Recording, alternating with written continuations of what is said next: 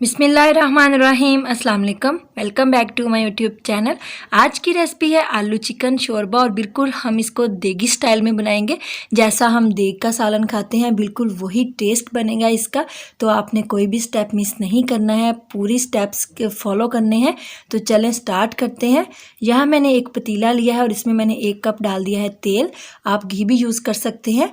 तो तेल को हम गरम करेंगे और इसमें फिर मैं ऐड करूँगी 2 दरमियाने साइज़ के प्याज।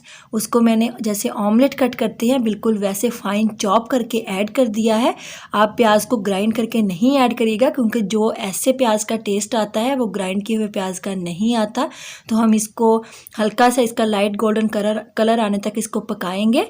तो बिल्कुल प्याज फाइन चॉप किया हुआ है। अगर हम प्याज को मोटा और बड़े साइज़ का कट करके डालेंगे तो वो प्याज जो है वो शोरबे के अंदर तैरता हुआ वो बिल्कुल अच्छा नहीं लगता।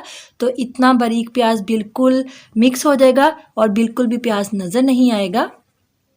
तो प्याज का कलर चेंज हो चुका है, लाइट कलर आ चुका है। तो अब मैंने इसमें डाला है 1 खाने का चम्मच अदरक लहसुन का पेस्ट और इसको हम भूनेंगे तकरीबन 3 से 4 मिनट मीडियम फ्लेम पे ताकि लहसुन का कच्चापन ख़त्म हो जाए।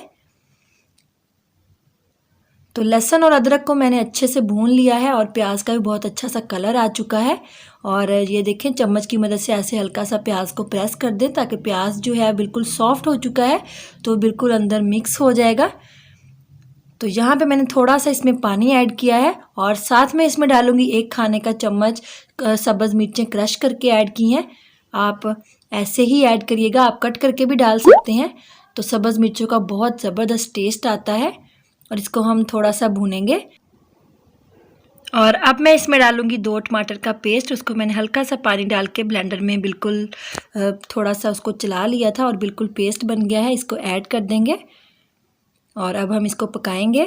और साथ में इसमें ऐड करूँगी 1 खाने का चम्मच लाल मिर्च का पाउडर, 1 टीस्पून हल्दी पाउडर और 2 टीस्पून डालूँगी इसमें नमक। और इन सारी चीज़ों को हम मिक्स करेंगे। और अब मैं इसमें डाल दूँगी नमक।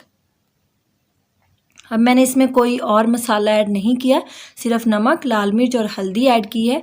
और इन सारे मसाले जो हैं हमने डाले इनको भूनेंगे हम ताकि जो अच्छा सा इनका कलर है वो भी निकल आए और ऑयल भी सेपरेट हो जाए।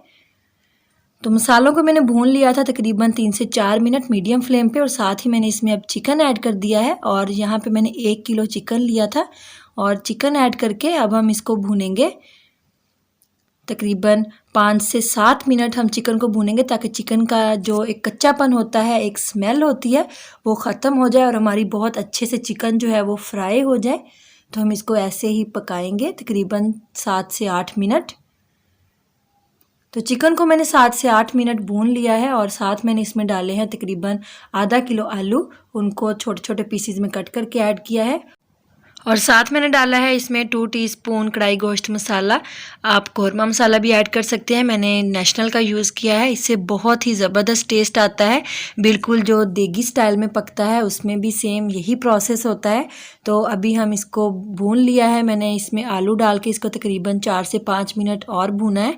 और भूनने के बाद मैंने इसमें पानी डाल दिया है। आप जितनी भी इसमें ग्रेवी बनाना चाहते हैं आप उस हिसाब से पानी ऐड कर दीजिएगा।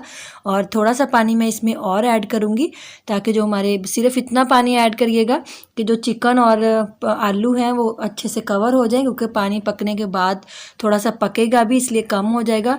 और जो इसके शोरबे का जो सारा टेस्ट होता है इसलिए मैंने इसमें अपने हिसाब से पानी डाला है, अपने टेस्ट के हिसाब से ऐड कीजिएगा।